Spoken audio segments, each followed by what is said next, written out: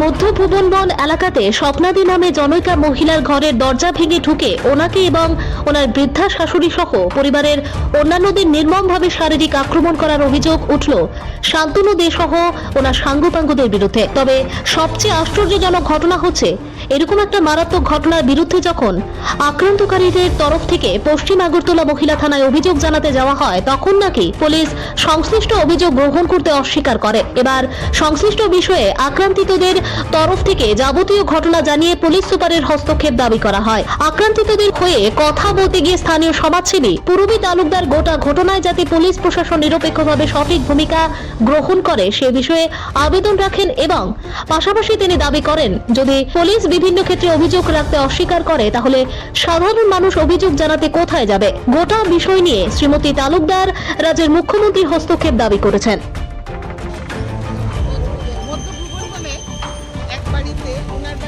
রাত 11টার সময় 10 তারিখ চন্দনদের এলাকা থেকে একটু দূরে এক ভদ্রলোক রাত 11টার সময় এসে সাঙ্গপাঙ্গ নিয়ে বাইক নিয়ে এসে নেমে দরজা ভেঙে ঢুকে ওনার শাশুড়িকে ফেলে মারধর, সব পুরুষ লোক এসে মারধর করেছে।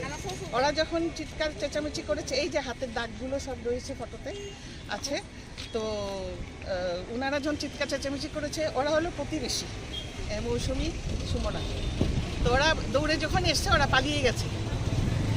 আমার কথা এখানেই, এটা কোনো রাজনৈতিক ইস্যু নয়, কিন্তু যখন ওরা থানায় গেছে, মহিলা থানা পশ্চিম, তখন এফআইআর রাখতে চায়নি, আর উল্টে আরও বলছে যে ওদের সঙ্গে আপনারা সমঝোতা করুন। আমার কথাগুলো আজকে আরক্ষা দপ্তর কেন আছে, মানুষ অভিযোগ করবে, একটা বিপদে পড়লে অভিযোগ করতে যাবে, সেটার জায়গাটা হলো আরক্ষা দপ্তরের থানাগুলো যদি অভিযোগ না রাখে, জনসাধারণ কোথায় যাবে, কার কাছে বিচার নিয়ে যাবে? বিচারের আরেকটা জায়গা হলো আদালতে ঢোকার গেটটা হলো বিভিন্ন থানা যদি এখানে নাকারাত্মক ভূমিকা পালন করে, নেগেটিভ অ্যাক্টিভিটিস যদি নেয়, তবে মানুষের তো আস্থা হারিয়ে যাবে না আইনের উপর থেকে।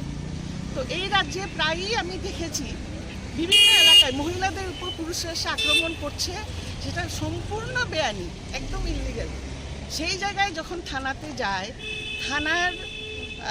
থানা বাবুরা এবং থানার যারা মহিলা থানার যারা কর্ত্রীরা আছেন, অফিসাররা আছেন, ওনারা কেন অভিযোগপত্র রাখতে চান না? 1 নম্বর। 2 নম্বর, অভিযোগ রাখলেও রিসিভ কপি ওনারা দেন না। রিসিভ কপি কেন দেন না সেটা আপনারাও ভালো করে জানেন, এখানে বলতে গেলে অনেক বড় বৃত্তান্ত হবে। আমার কথা হলো, থানা যদি এরকম নেগেটিভ অ্যাক্টিভিটিস যদি করে, মানুষের সঙ্গে অভিযোগ না রাখে, উল্টে হুমকি দেয়, লোক আর জনসাধারণ কোথায় যাবে, কার কাছে যাবে? বিচারের বিচার নীরবে নিভৃতে কাঁপতেই থাকবে। তাই আমরা আজকে বাধ্য হয়েছি সুপারিনটেন্ডেন্ট অফ পুলিশের কাছে এসে এই অভিযোগটা আমরা করছি। দেখা যাক উনি কী করেন। কে বা কারা এই আক্রমণের সঙ্গে থাকবে পুলিশ দপ্তরের উপর।